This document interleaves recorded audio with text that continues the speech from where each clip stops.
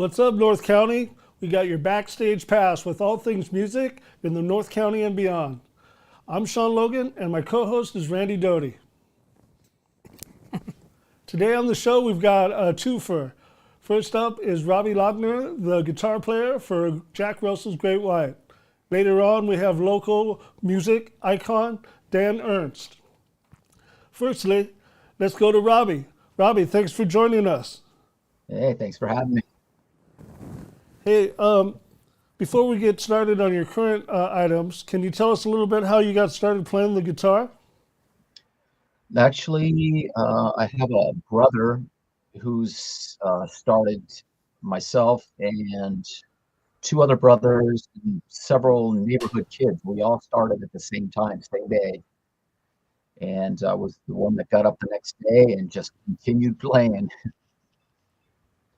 So that's really how I started learning with him. He'd only been playing 6 months, but he knew more. Well, he knew 6 months worth of music, but started teaching us, and I kind of just kept going for it. And my younger brother kept playing for a while too, and then he bounced out of it after a while.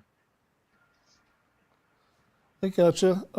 Who were some of your original influences when you were growing up? Boy, I listened to a lot of different stuff. I really liked Richie Beagle a lot, but it changed over time. I mean, I would listen to Creedence, Stones, Beatles, um, Leonard Skinner, some of the Southern rock. Got into Van Halen, Randy Rhoads, a bunch of different stuff. Those are some great bands for sure. I was reading your bio, and it described that in your high school days that you had a band that was named after yourself, um, and then it kind of merged into an alternate name, Rock Lochner Band. It looked like that band got signed. How did that process take? No, it never did get signed. What had happened originally was the band was called Oak and Shield for a show and Riff Raff for a show, and I didn't like the names, and people just started calling it Rob Lochner's band. And then I started playing with my brother, again, the one who started it. He had two guys in his band that were killed in a car accident. And so he ended up coming to our rehearsals and then eventually just started playing with us. And then all the neighborhood kids just named it Rock Lochner, but ROC, last name is Lochner, so the LOC and the ROC. And people started saying R or Charlie. It was just kind of a thing.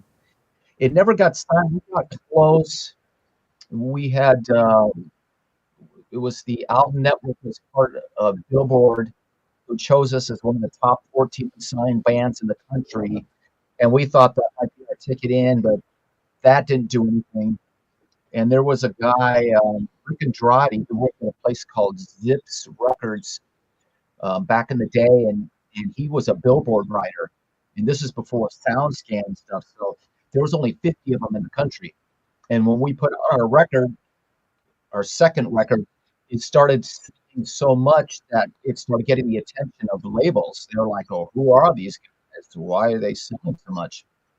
And then there was some interest from somebody from New York. I would say it was Atlantic Records or something. And then when the Christmas season passed and the industry shuts down and stuff, what happened was by the time we came back, he would move to another position and the new guy wasn't interested. So it just never quite got there. We started making road trips from Tucson to Hollywood, and we'd play like the Troubadour and the Whiskey, Roxy, was it Gazzarri's? And eventually it just kind of faded. I guess for me, it didn't really exactly fade. We broke up. I had left the band. I think we moved on. Ended up playing with a band called the Rock Killing Crew out of Phoenix, and that was a radio station band. That if you were anywhere else in the country, but New York and California, you would know who they were because they were syndicated across the country. And we had a Tucson, bass player out of Phoenix, drummer was out of Boston, and the singer was out of Chicago, and we were based in Phoenix.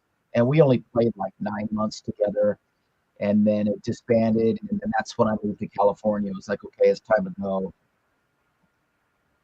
Yeah, I noticed that I believe in '96 and '97 you won a couple guitar playing awards.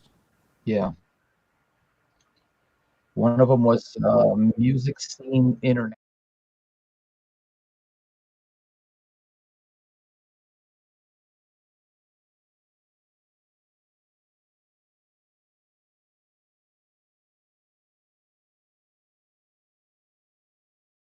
Get your little trophy.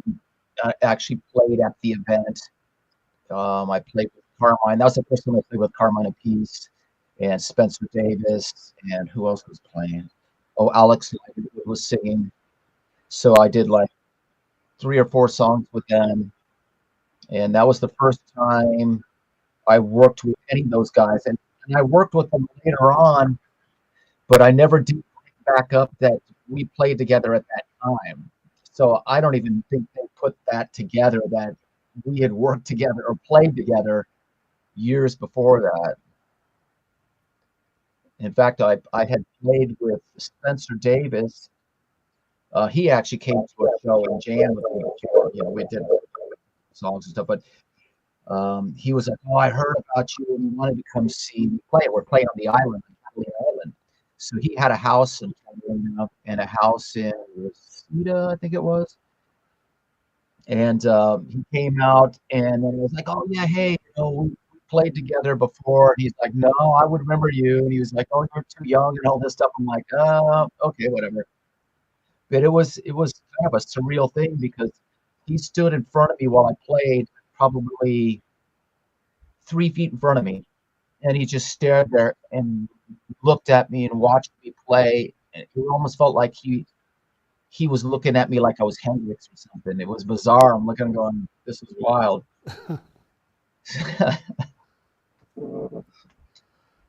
But I also saw that you were with Rob Halford on the Words tour. How did that all come about?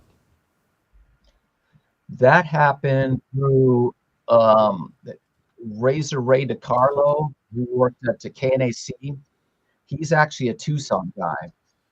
So before I moved to California, there's a mutual friend that put us in touch. And I talked to him, and he knew of me because of the band Rock Lochner. We had never met. He remembered who knew who I was because the band was popular. And we became friends. And he told me, "Hey, send a package into this EMAS and just, see what happens." So I sent in a package. It was before I moved out here. And all I did was send in, there's a nice layered package with, you open it up and there's photos and vinyl from stuff I had done at that time. And I put a cassette tape of me playing this thing I call Can of Whoop Ass. That was the only thing I put on that thing. And I sent it to the company. Didn't hear anything, didn't think anything about it. And it was about a year later. So I hadn't even lived in California a year, and I get this call on my answering machine. And it was this guy, John Baxter. He was out of Phoenix, and he says, "You got to call me." So I call up John, and he he starts just telling me, "Yeah, there's this band, and you need to get ready to go on tour. Do you have a passport? We need you to leave in 1 week's time." And I'm like, What do you mean? For what? Who is it?" And he wouldn't tell me. So I'm like, "Okay, whatever." And then we hung up, and he calls me the next day, and we're talking again, and he's just like, "It's heavier than your cassette, 'cause the cassette was just some ripping on there." And he was just like, "Heavy metal. Are you familiar with moshing?" I'm like, "Yeah, I'm familiar with moshing." And he eventually says, "Okay, I'm going to tell you who it is. It's Rob Halford's band, Fight." And I was like, "Oh, well, yeah, of course I'm going to do it." And so then at that point, they flew me out to Phoenix, which I was like, I lived in Tucson, and here I'm in Phoenix, but whatever. And then I come back, and then I had 5 days to learn 20 songs, and I had to get a passport, which I didn't have.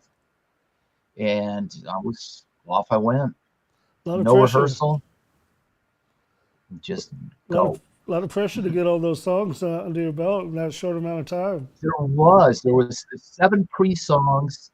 I think we only played 5 of them though, but those were easy because I played them all.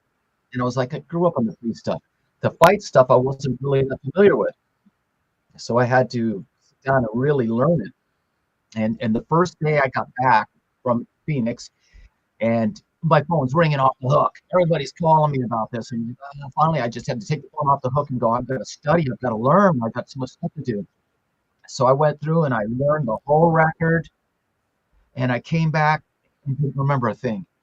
I was like, oh, man, well, I got to go. I got to retain this. In hindsight, I should have probably tabbed it out so I could look at it. But I had all these riffs I had to learn. And it was Russ that I replaced. And Russ had some just really super cool licks that he did. And so it was a question of learning this stuff as close to the record as possible. Right. Do you have any good Rob Halford stories you can share?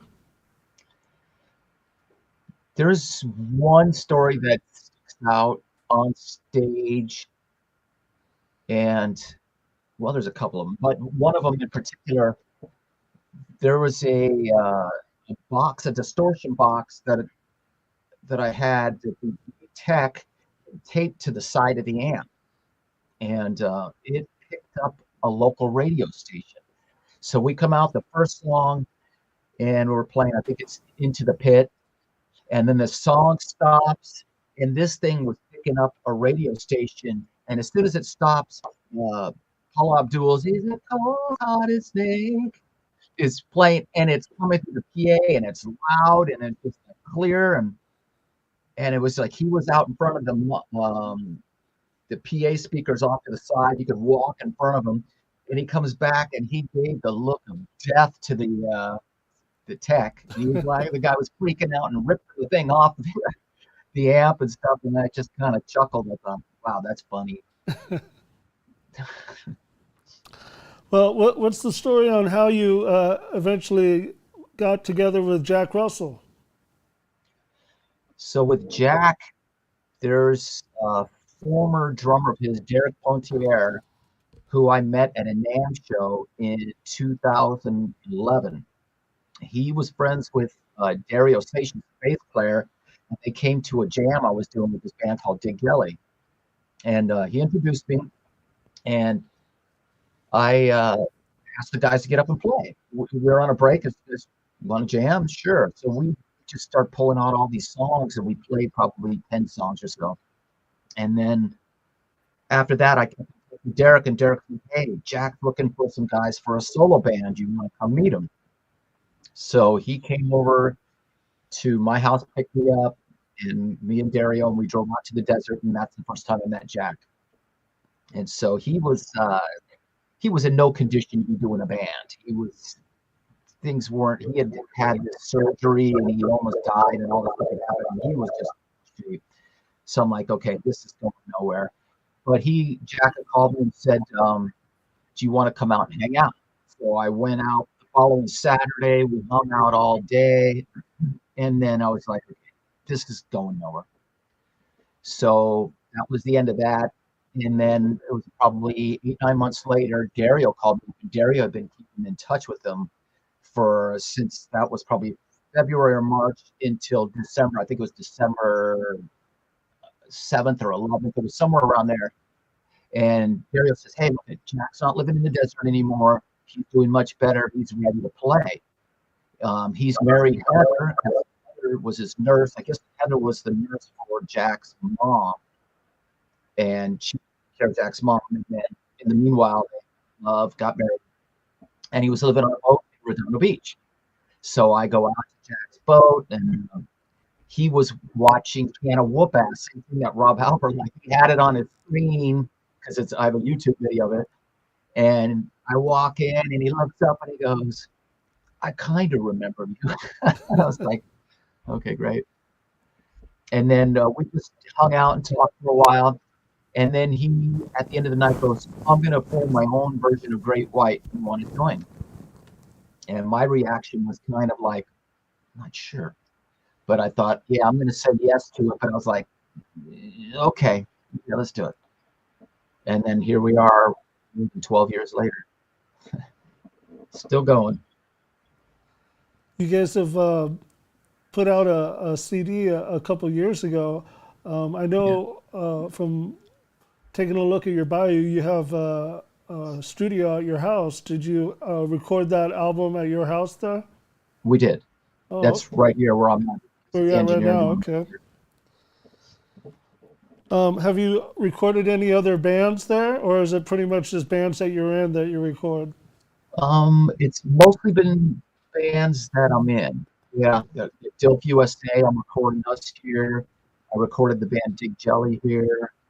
And I've got people who are basically like students, but budding artists that I've recorded their music here. There's a Dado, Emily, Air, and this new girl in Young that I'm working with, Michaela. Just started working with her. So we're working her music. And I'm gonna say that's it. I don't really record many other people. Gotcha. Off of that new CD, he saw it coming. What is your favorite track, or the track that you're most proud of on that one? So the favorite track would be hard because there's probably 4 or 5 of them that I write just like I like them a lot. But I would say the one I'm most proud of is You Saw It Coming. That one was just this, it's kind of like very Queen-esque, and it just took a lot to make that song work. I had the idea for it, and I played it to Jack over the phone, and he was like, I don't know. So when he came in the next time, he came in here, and I go, you're not hearing it right. And I put some piano on it and sang some basic melodies, and he walked in, and here, check it out. And I hit play, and he just kind of, oh, stood up, and he started singing along to it. And then so then he had some melody ideas that added to my melody ideas. And then I just started kind of arranging it. And it just was really difficult to arrange. Now I listen to it, okay, it is what it is. But at the time I was just like, okay, this part needs to go here and it needs to be like this. And it was just really difficult. But in the end, it was just like, oh wow, this is like this creative, I don't know what you would call it, but I mean I like it a lot. It's definitely my one of my top ones. It's the one I'm the most proud of. But that and the acapella track. The acapella track is another one that was pretty intense. That one, I told Jack, I go, I always want to do an acapella song, and he's like, yeah, whatever. So we wrote the song together, and I had him sing to an acoustic guitar, and then I thumped his vocal, put it all together, and the other day I just go, and then I started working it out. I had Dickie come in, and I had him doing like a beat thing, and then singing some high harmonies and little pieces. Then I had Dan come in and sing bass lines, and then I sang all these guitar parts, like stereo right, stereo left, and then sang the guitar solo. And it's all voices. Sounds like a doo-wop song, but it's fairly intricate. And when I did it, it took me the first day, 12 hours straight of just singing and trying this and trying that. And it just kind of came out in a way that I was like, oh, that's cool. I mean, I don't, it came from somewhere else kind of thing. Like, okay, that's the part. Yeah.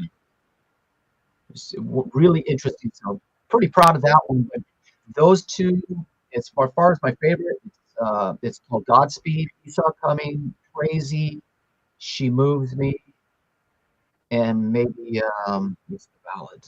Um, Anything for You. I like a lot too. Yeah, there's some definitely good ones on that one. Are there any plans for recording a new CD? There is. Okay, We've got 5 tracks that are basically in the can right now, and there's 8 more that Jack came out in October, and we wrote So we had the band. I was like, let's get the band in. And with the band guys, I think we came up with 3 tracks, 3 of those. And the other ones were ones that I had that I just like, hey, check this out. And just trying to get him to get on board with those. Sometimes it takes a little bit to kind of go, yeah, this will work for you. I can hear your voice in it. Then he might be like, well, I'm not sure. And then if he keeps hearing, he goes, you know what? No, I get it. I can do this. I can do that. So we do his thing to it. And then, we co-write everything together. So even if it's my brainchild, then he'll do his thing to it. Or if it's his brainchild, I'll do my thing to it. So there's songs like, if you look on He Saw It Coming, the way we did it is my name is first. It was my brainchild. His name is first. It was his brainchild. So when you're songwriting, do you find it more that you have to sit down and concentrate on songwriting, or are you the type of person that it just kind of happens? Could be anytime, anywhere. I have to concentrate on it. I have to physically sit down and go, I'm going to write. I mean, there's times where all of a sudden songs will come to me and then I'll have a recorder and I'll put ideas down. But for the most part, when it's time to write, I just sit down, okay, let's just start writing. And it's an interesting process because when I write for myself or for Jack, it's a lot harder than when I write for like Emily or Dado or Michaela, that's been coming in here. They'll come in with some ideas and they'll go, I'll do this here and I'll sing this, I'll sing that, and I'll just come up with ideas. But when it's for myself, it's just like there's a different something that happens that it's more difficult. And even with Jack, sometimes then I've got to think, okay, does this work for Jack? I got to hear his voice work for it. We got to work for his voice. And He Saw It Coming was a stretch from his past, really. And the idea was to not sound like his past. I mean, a little bit, but not too much because he's already done that. It's like, what are we going to do? Write another Rock Me? Right. My thought is, if you want to hear another Rock Me, just go listen to Rock Me. We're not going to do a better job than that. So with that being said, the new record songs are a lot more like the older Great White stuff. There's several of them. The ones that we wrote, like Tony and Jack, definitely have that older vibe to it. Sounds like more like the Great White thing. I think there'll be people that really want to hear that, but there's a lot of people who appreciated the stretch that we did with He Saw It Coming, kind of going, whoa, this is quite a bit different than his past. Yet there's stuff on there that sounds like Sign of the Times is kind of similar to the Great White sound. That song in particular, they had one piece to it. Tony and Jack did, and they brought it in, and I go, oh, I got an idea. Let me work with this and bring it to you. And then I think I wrote a verse and a chorus and kind of arranged it. They had that whole beginning, really pretty part. And then we ended up using that as our first single. Yeah. What about we talked about in the studio? What about on the road? Do you have a story about a craziest time that maybe a fan was trying to meet yourself or Jack out on the road? Well, one that pops to mind, and there's quite a few, but there's one that pops to mind. We were playing in Dallas, and it was a smaller venue, and this is probably at least 10 years ago, maybe 11 years ago. But there was a girl that just was fixated on him, just like right in front. And it's a smaller stage, but it had this little catwalk that went out kind of like at an angle. And then we're doing Save Your Love. And this girl is trying to get Jack's attention. So she climbs up onto that stage, on the catwalk, and she gets herself back with her hands behind her. She's putting her legs out. She's got a skirt on. Jack's standing there, and he's singing, and he won't look at her. And I'm standing to the side, and I'm looking at Jack, looking at her. Jack, looking at her, going, okay. She's like trying to get his attention really bad, but it's kind of horrifying because she had her hands like this, and she slipped, and she went off the stage, and it was a cement floor, and I swear to you, I felt her head hit the floor, and I was like, oh my God. she gets up and she's all dazed. And she just wandered out of the club and probably should have gone to the emergency room. Oh, it's nuts. What about some festivals? I know you guys play festivals. Is there one in particular that you really enjoy playing? Oh, I don't know if you can count any of the boat stuff. We did the Legends Rock Cruise. That was amazing. So was the 80s cruise. It was great. We played Cancun this last year. It's like a festival. We uh, Queensryche actually played before us. I hate even saying they opened up for us because they are Queensryche. But it was Queensryche, us, and then D. Snyder. But we also backed D. Snyder up, and that was really fun time. That was I would do it again. Yeah, those cruises seem to be a lot of fun. Have a lot of bands up there playing for sure. Yeah, Um, I also noticed that you had worked with Eddie Money. It looks yeah. like. I'm a big Eddie Money fan. What's the story with you and Eddie Money? There was a producer that I was working with back in the 90s that was writing and producing for him. And Eddie came in. I don't remember how it worked, but he wanted me to play some stuff. So it's funny because I found the cassette just the other day. He just scribbled his name on there, and he had these songs from years ago, and he wanted me to track them. He was getting ready to hand in tracks to CMC International for his Every Ready Eddie album.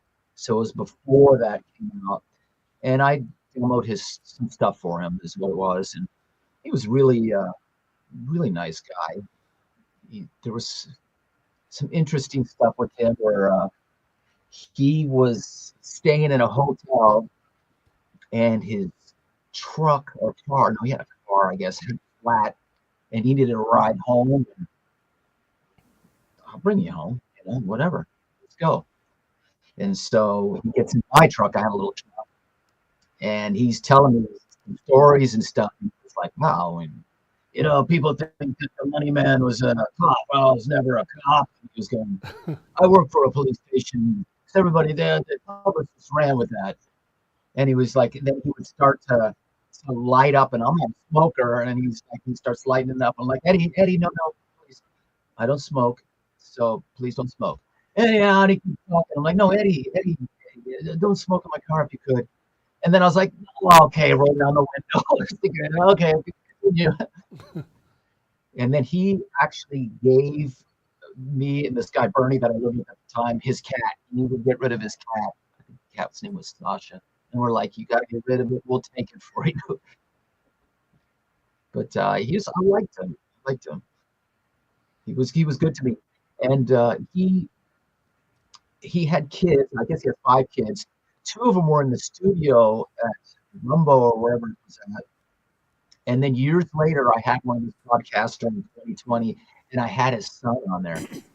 And I was going, I think you're one of the kids that was in the studio. Now he's a musician, and he was super polite, very courteous, and really got a lot of talent. I'm surprised I'm not hearing more about him. Yeah, yeah. Eddie Money was great. Had a lot of good songs. I really appreciated him. Yep. Um, well, do you have anything that you want to promote or anything? DILF USA. We got new song dropping any day, a new video with the song called Money Ain't Funny. And then we'll have another one to follow 6 weeks after that. But that was a mashup, and that is a AC/DC, was it TNT mixed with the lyrics from what's the band Two Live Crew. So it's actually really cool. But the song is "We Want Some Pussy." So I don't know if it will offend people or not. But it's their lyric with their phrasing, but with melody and over AC/DC track. It's actually super cool. Wow. Jesse sounds like what's his name? McCafferty. Nazareth. He sounds so similar to him at times. I'm like, wow. He was thinking he sounded kind of like Bon Scott. I'm like, no, man, that's pretty all the way. That sounds like Nazareth. I think it's super cool sounding track. Musically, we played it almost exactly like the AC/DC track.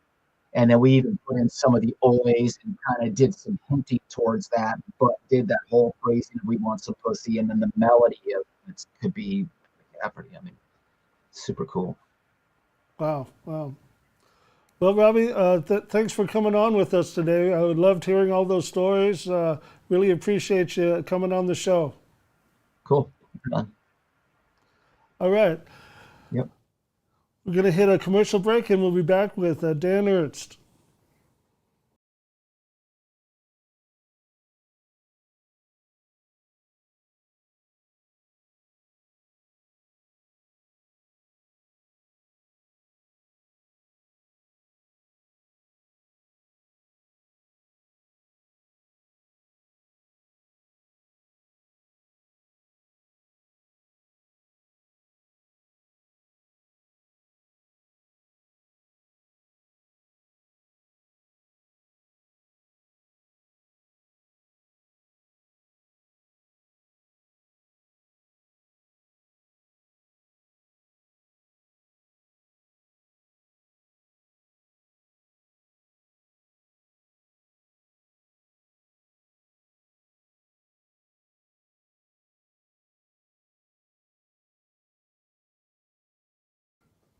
Hey, what's up, North County? We're back with your Backstage Pass. Now we got local musician Dan Ernst. Dan, thanks for coming in today. Thanks for having me. Yeah. Before we get into your current status, music-wise, can you tell us a little bit about your past, like some of your past bands that you've been in? Sure. I basically started playing in bands when I started Cal Poly back in the mid-'80s. And I was going to Cal Poly, and we had a band called Dr. Jones that was a fairly popular college band that we did cover songs, basically like Jimi Hendrix and Pink Floyd and Led Zeppelin and stuff like that. And we played Sweet Spring Saloon quite a bit back then. And I was 18 years old, so it was kind of fun to get into the bars and being 18 playing in there. When they finally found out I was 18, I had to go actually they found out when I was 19, I had to go to either outside or the area where they made food, because you're not allowed to be in the bar, obviously under 21. So yeah, it was really cool. I played with that band, Dr. Jones, for a while. And then I played with a band called Loman Poet, which is mostly an all original kind of a grunge band. We did alternative timings, 7/8 and 5/4 and that kind of stuff. Drop tuning stuff, which was kind of cool, trying to be hip at the time for the 90s, which we really enjoyed, and we wrote and recorded some songs. And then from there, I kind of was basically the band I'm with now. I've been with since about 2000. It's called the JD Project. We've been around for a long time. Its members are Doug Grosshart, who was part of a band called Itchy McGurk that I kind of played with on and off before Itchy McGurk got fairly popular. They were like a pretty popular band around here for a while, back again in the early 90s. And then John Scholl, who I actually started playing guitar with when I was about 10 years old. And he actually had switched over from guitar to bass. And then we've been through a couple of drummers, but we have a drummer now named Dave Licaro. And we have a lot of fun. We've played a lot of shows, and we do original and cover music. And we've recorded one album in the 20 years, but most of us have our day jobs and are having fun doing it. It's a lot of fun. Going back to Itchy McGurk, what did that name come from? The Itchy McGurk came from, I believe it was a homeless guy, right? That he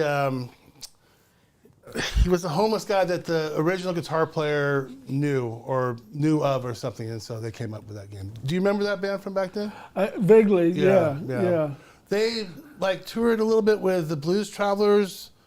They went to Canada and played. They played the Great American Music Hall and packed it. And I used to go with them and kind of roadie and hang out. And I was one of the original guitar players in there, and I kind of got shuffled out. But you know, that's how it goes. And they became very popular. And then, like all popular bands, they kind of split up. And that's JD Project kind of worked its way out of that band for the most part. And so JD Project, what's the meaning behind that name? Jack Daniels. No, Okay. no, just kidding. We did drink Jack Daniels back then when we practiced, but there was John, Doug, Jeff, and Dave, and we had actually already had gigs before we had a name, and we got kind of pressed. We were playing, I believe, Slow Brew or Mother's Tavern, and they're like, "We need to put you in the New Times and stuff," and so we finally just decided on JD Project and left it at that. I don't think any of us have been really satisfied with that name, but It sticks. it does. It works, but it's yeah, you know. So like you mentioned, you've been with these guys for a while now. What do you think the secret to the success for staying together so long? That's a good question. There has been times in the bands where there was some turmoil and stuff, but for the most part, I think we just really enjoy playing music with each other, and we have very common interests in music, and then there's some not common interests that kind of makes it all kind of meld a little bit. There's definitely when we're playing, there's a spark there for us when we're playing, so it's very rewarding to start playing with these guys, and it's like, wow, that's great. You know, you have this feeling, and you're feeding off the other musicians, and you're really enjoying what you do. And then, you know, I think none of us take it all that straight. I mean, we take it serious when we do our stuff, but we're just there to have fun and create music and have. We play a lot of shows that we want. You know, shows we play, we want people to have fun and enjoy it, and so we try and have enjoyed ourselves, and that kind of carries over to the crowd too. And so, but I'm not sure if there's actually a secret or not. But we've been through a long time. Yeah. You mentioned you had the one CD. Is there plans to do another one in the future? I think we'd all would like to, you know, at the ages that we're at right now. Not myself. I actually have grandkids, but they the other guys in the bands have kids, and they're all in the high school era where they're doing sports and dance and stuff like that. So this last handful of years, it's been pretty busy with family stuff and events. So we've cut back on our gigs, and the COVID, of course, kind of kicked that all off. But I think that there's been some writing that's been done by Doug, the singer. I think that we all have some interest in getting back and being creative and producing another CD. I think we have a handful of songs that we didn't record the first time that would be on there, and then we'd probably have to write another handful or something like that, you know. So Great. You talked about playing out shows. Is there a particular show or venue that you're most proud of playing at? Let's see. We've had some fun shows. So over the years, we have opened for the Blues Travelers before. We opened for them out at Pozo when Pozo was having shows. Right. And that was pretty big. I mean, I think there was 3,000 people or something like that. Yeah. We got to hang out with the Blues Travelers guys, and so that was really cool. We've opened for the Fix, which was kind of interesting. We did that at Slow Brew. And then we've opened for like Devin Allman, who I'm a big Allman Brothers fan, so that was kind of cool. And we got to meet him somewhat, you know, some of the people. Mostly we, you know, it was, you know, they're doing their thing and stuff. But it really was. Those were probably the three top as far as shows that we got to open for someone, and that were really cool. And Can you share a funny incident that's happened on stage before? I mean, when it comes to mind, it's kind of that happened a long time ago. So at Sweet Spring Saloon, when we played there quite a bit, and I'm sure you guys have played there, they were really nice to us, and they would come up with platters full of shots. And one time, one of the guys in the band, this is back in the Dr. Jones age, had one too many shots and ended up taking the shot and then actually getting sick right next to the stage next to the monitor. And it just went, and everyone else was so drunk anyways that no one really cared, and they just kept partying, and it would be packed in there, and there'd be way over the limit for people, and it was fun. Speed Space was a fun time. Right. As far as your guitar playing, what famous guitar player would you say you sound like, or people have said that you sound like so and so? Sometimes flavors of Allman Brothers. When I was younger, probably a lot more Jimmy Page stuff. I played. I really liked Jimmy Page, and I really liked the Allman Brothers. Music. Jimmy Page was kind of music all over the place. He wrote a lot of stuff that was major and minor, and I had an understanding of the minor side of music, but when I started listening to the Allman Brothers, Warren Haynes, and Dickie Betts, and Derek Trucks and stuff, I really started listening to the major side of playing, and so that really influenced my playing now, and I really still think I play more towards like the major side, which has that more Allman Brothers kind of feel and sound, and I play a Les Paul through a Fender amp, which the Les Paul is pretty standard for a lot of the Allman Brothers kind of sound. So, did you start with Les Paul, or did you kind of transition into it? I started with a Fender Bullet, which was actually a USA-made Fender Bullet, one of the first ones. This is back about '83 or '82, something like that. And it was a Stratocaster, small Stratocaster with single coils. I got it for $185 brand new from the local music store, which was kind of crazy. And I started playing it, and I learned how to play, and I was really, got into it. But when I started gigging when I was at Cal Poly, I ended up going and buying a Gibson SG, which was pretty much the only guitar I could afford at the time. It was $400, which was a lot of money for me back then. And I just loved it. It was the neck was flat.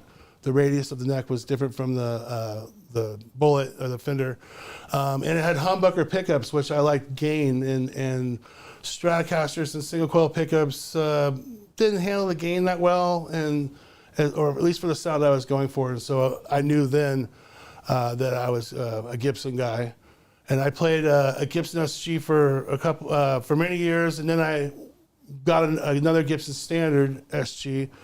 And I liked that, and then about 15 years ago, I got a Les Paul, and I've kind of never looked back. It was really just perfect guitar for me, for my sound, for my playing, and my style and stuff. And I really like it, and it's my main axe today. I still have the SG that I bring with me. It's what about the Bullet? I sold the Bullet to buy the SG, but I finally found one that I could afford to buy about 4 years ago. So being a USA-made Fender at that era in the early '80s, they were really rare. And mine was an S3, which was just like the Strat. They made an S1 that had one pickup. They made a H1 that had one pickup. They made a Tele-style one. And I finally found one for about $850, and it was so I bought that, and it's already worth about $1,200 now. They're just really super expensive. So I have one mint condition in the case, but it's not the same one I had. The one I had, I put Eddie Van Halen stripes on it. Oh, okay. The tape and stuff. It was real cheesy, but. Well, let's hit some commercials, and then we'll be back with Dan. Hi, this is Dave Story, small game hunter with Story Termite and Pest. We're a full-service termite and pest control company. From rodents to termites, we can take care of all your pest control needs. Call today. We can tailor a pest control program that will meet your needs and budget. Contact us at 805-460-0650 or at storytermite.com. Remember, we don't have customers, we have friends.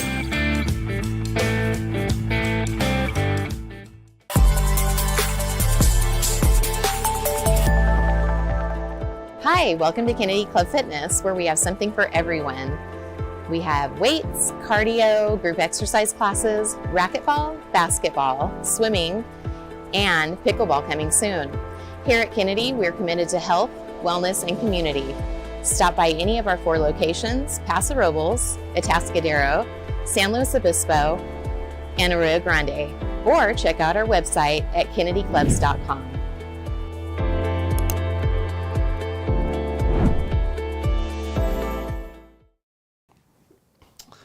And we're back with Dan Ernst. So, Dan, we've talked about your music career. What about your business career? You're owner of Grand Central Music, and that's been around for quite a while. Can you tell us how that all came to be? Sure. Well, Grand Central Music opened up in 1981. Hap Harbert opened the store, and when he expanded into San Luis Obispo in '96, I was working at the Performing Arts Center at Cal Poly. I was a theater tech guy doing theater, staging, and lighting and stuff like that. And I was young and was working hard. But the hours were so bad at the theater. You know, you'd go at 8 o'clock in the morning and work a shift, and then come back at noon and work a shift, and then maybe come back at 9 o'clock at night and work the loadout shift. So the hours were crazy, and I didn't really like that. So I saw an advertisement for Hap was hiring for looking for someone to work in the store that they were opening in San Luis Obispo. So the store was going to open up. That was in '96, I think it was. And so, anyways, I went and interviewed for the job. I had a lot of experience with sound systems already. I had a lot from the Performing Arts Center, and I'd also worked at Cal Poly when I went there as an AV tech.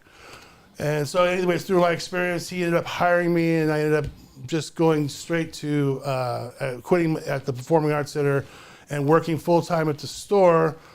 And then I worked there for about a year or so, and then the manager quit then, and I kind of took over managing. And over the years, I grew the store about twice the size. So we were in 2,500 square feet across from the DMV next to the Budget Cafe, and we were bursting at the seams. And we decided we were going to move, and we moved just like 100 feet south to the building on the corner of Margarita and South Higuera, straight across from the DMV, which was a 5,000 square foot building. And we built 6 lesson rooms, and so I kept building his business, and he was running the store down in Arroyo Grande for a while, and then he was out doing a lot of contracting, sound system installations and stuff. And so he just kept going and going, and I'm like, hey, I need to make more money or whatever. And so he finally said, well, why don't you buy it? So in 2005, after we were in that new location in Margarita and South Higuera Street, I ended up buying Grand Performance and then renaming it Grand Central Music. Which was a great time. The economy was doing really well. And we had a great lesson program going. We were a Fender dealer, an Ibanez dealer, a dealer for most of the main manufacturers that were out there. And then 2007, 2008 hit, which was the big crash of the loans and stuff. And our lesson program cut down almost in half, and here's this 5,000 square foot building, which is in San Luis, even back then was pretty expensive. And then so we lost more than half of our students. Sales went way down and stuff like that. So we battled through that, and then but basically we've moved 4 times or since that time, and we moved in 2011. We moved to Tank Farm Road, right where Mind Body is, right. Basically Tank Farm and Broad back there. And in 2011, they moved us out because they were going to build the Mind Body building. And we moved in 2016 to what used to be Blue Note Music, that was in the small shopping center that had Thai Boat Restaurant and Taco Roco. And so we moved into there, and that lease was a 3-year lease, and it jumped up quite a bit of money right away. He wanted to bump the lease up quite a bit, and so we started looking for another place and found a place right across Orchid Street on McMillan that was It was more warehouse style. There was a recording studio in there. It used to be Blue Universe Recording Studio that was there for many years. But anyways, we moved into that. We ended up moving into that location. And we knew that where we were moving was gonna grow, because the city had plans of building, which you can see now, all the housing that's around there. And there was a multi-use type of building. So we had they built buildings that had housing on top and retail, commercial on bottom. So it all kind of worked out, and we've been in that location for almost 8 years now, and plan on being there. I don't plan on moving again.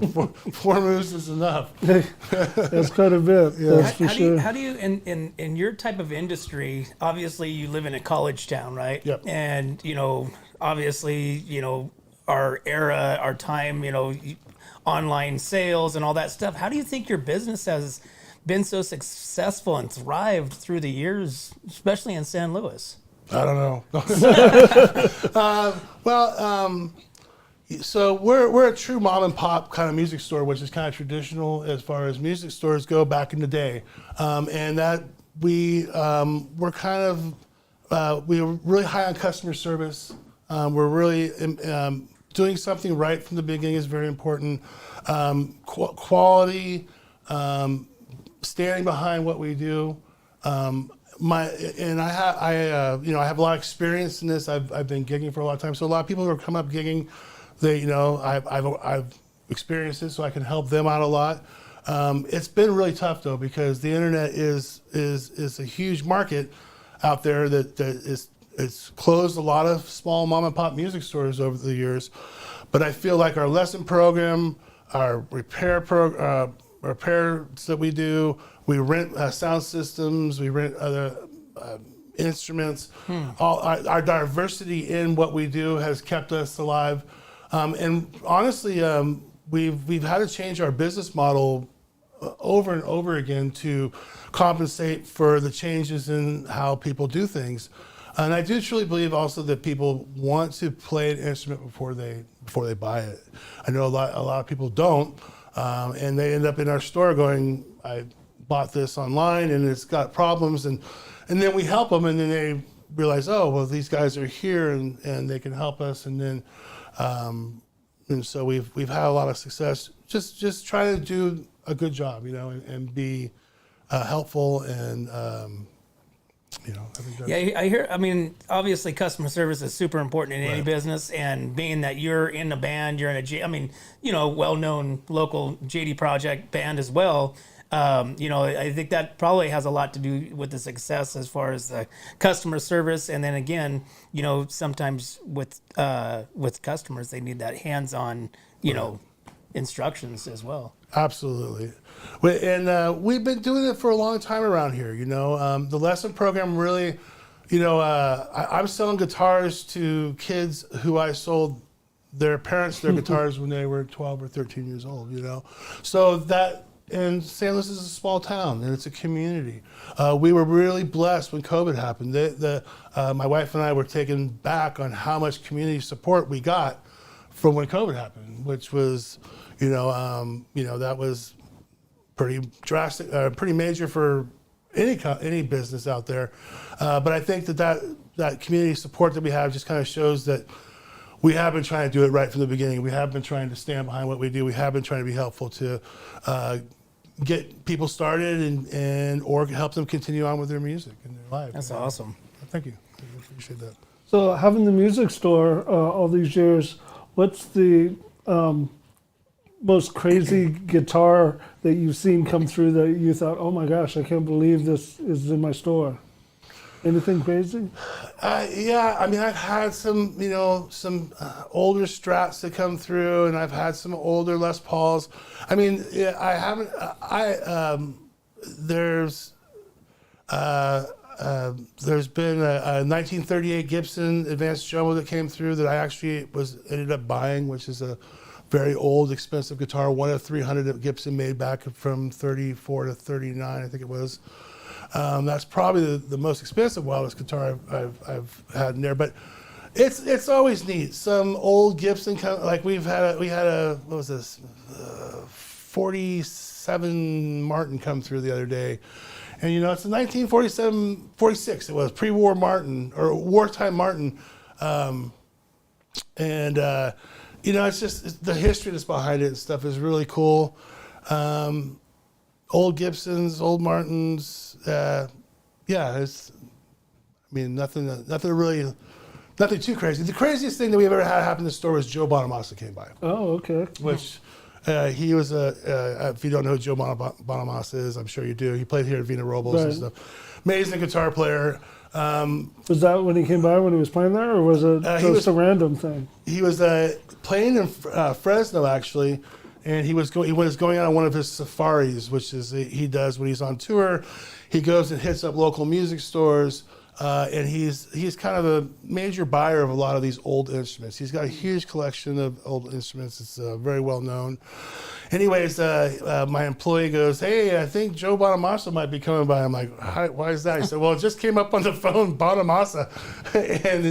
and anyway, so about half hour later, a big bus pulled out and right on Broad Street there, and he jumped out, and I had a few old amps at the time. I didn't have really any nice old guitars, but he came in, and one of the funniest things is he walks in, and I had a 1950s mandolin there. It was a nice old Martin mandolin.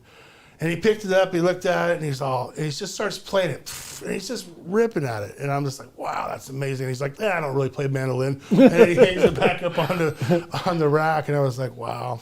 But that was really cool. And we took some pictures with him and posted them and stuff. And he was very humble and nice. And he called again about, I guess it was maybe less than a year ago.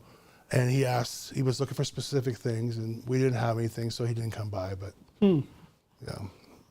What about some type of guitar that you've had your eye on, but has never emerged for you? Is there some guitar that you want to get your hands on at some point?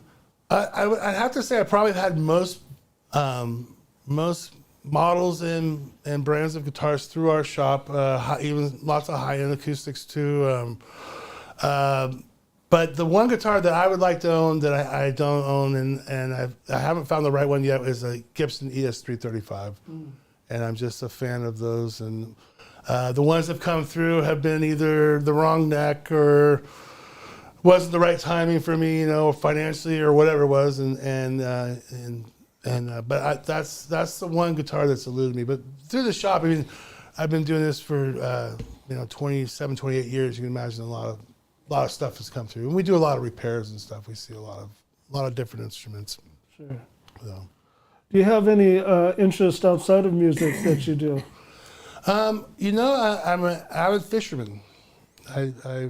My wife and I, ocean or lake or both? Both. Mostly I do a lot of shore fishing. We fish from the shore. This county is amazing. If you like fishing, this is an amazing place to live. We have a boat and we go to Nasamino. Mostly that's our main lake that we go to, and we do a lot of cat fishing there and bass fishing there. But I really got turned on to shore fishing, and I've always rock fished on like boats and stuff like that ever since when I moved here, really. But I really got into shore fishing about 4 or 5 years ago, and it's just a great way to get exercise, clear your mind, and catch some good eating fish. When you say shore, do you mean like the lake shore or ocean shore? Ocean shore, excuse me. Yeah. How do you get it past? I did some shore fishing. You call it shore fishing. I mostly tried to get my lure back, but I mean, literally, that's got to be a science to get it out there out of the rock, out of the seaweed, out of the junk. How do you do that? It's you're obviously you're always looking at the conditions of the ocean. You're always looking for. Mostly, if you're fishing rocky areas, there is different ways to fish it where you can keep your bait instead of leaving it out there. But yeah, it's really a study. I find fishing and music very similar. You'll never master music. You'll never get it all. You can work at it, and it's great to work at, and it's the same with fishing. You'll never master fishing. You'll always go out there. You always learn something new. and you'll always be learning while you're doing. And so it's. Have you ever used a bobber? Not for oceans. No. But a friend of mine was trying to get me to do that first. We're lucky we catch stripers here on our shores here, which is can be up to 40 inches big, which is incredible to pull off to reel one in. But no, mostly for what if bobber fishing is I used to do was in Florida for bass with shiners and my family is from Florida, so that was my first fishing adventure. Getting into fishing is my aunt and uncle owned a fishing resort, very small, kind of. They had like 5 cabins and half a dozen boats and stuff. And we'd go out there every summer, and I just spend it fishing. Have you ever done any marlin fishing? No, I fished in Hawaii this last year. My wife and I went there, and the first time I'd been on a trophy fishing. First time I've ever done trophy fishing. I've fished for everything else a ton, but trophy fishing is like marlin and wahoo and mahi and stuff like that. And we skunked. Got out there, huge waves. Poor guys next to me were sick. Oh, that's the worst. Yeah. I'd pay $1 million to come get me. Oh, dude, the guy's like, hey, can we quit early? I'm like, man, I paid $550 to come out here, bro. Sorry, bro. We're gonna keep fishing. Lean over the side. Oh yeah, but so I've never caught anything like that. But a guy that I fished with quite a bit back in the '90s, he does a lot of that fishing, and we've talked about going to Mexico and other places to do that kind of fishing. So hopefully someday I'll catch something big like that. But That's great. Well, do you have anything you'd like to promote before we go tonight? Well, first of all, thank you for What's Up North County and Sean and Randy here. I appreciate it, and Eric. I'd love to say come see us at the store. If you're interested in music at all or you've been involved with music, we do we offer a lot of services from repairs and stuff, and we have a lot of used and new gear. Our store is based a lot on I would prefer to do almost all used gear, but we have a lot of used gear. We have new gear too. I'd say come see us. If you're interested in learning, we have excellent teachers at our store. We have a Berklee School of Music graduate who's been teaching us for over 20 years. MIT graduate's been teaching us for about 5 or 6 years. A couple other guys, people that have been teaching us for a long time now, that just do a fantastic job. We have high quality instruction there, so definitely would like to see you come to the store and introduce yourself if you're interested and anything we can help you with. And then the band, the JD Project, we've booked about 5 or 6 gigs so far, 7 maybe. We're playing at the Barrel House 11th year anniversary coming up on May 25th. We've been playing that. We played their grand opening party 11 years ago, and we played almost every year of their anniversary party. They're a great company. It's amazing what they've done out in that area out there. They were basically made 10 City happen. Sure. And if you go out there now, it's quite the Wait till they open their new one. At the Paso? It's gonna be a monster. Yeah, I heard about that. I just heard about that. And then we're playing like Ventu Winery, Midnight Cellars Winery, I think Filipponi Winery, River Star Winery.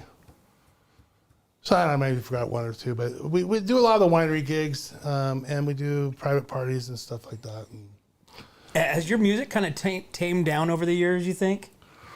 From like when you were in college, right? Absolutely. Did you? I mean, when you were in college, did you have to kind of play, like, were you trying to be a character? You know what I'm saying? Like a Slash, kind of like that character. Did you ever try to do any of that kind of stuff? I tried to grow my hair long once, but it just went out to a big fro.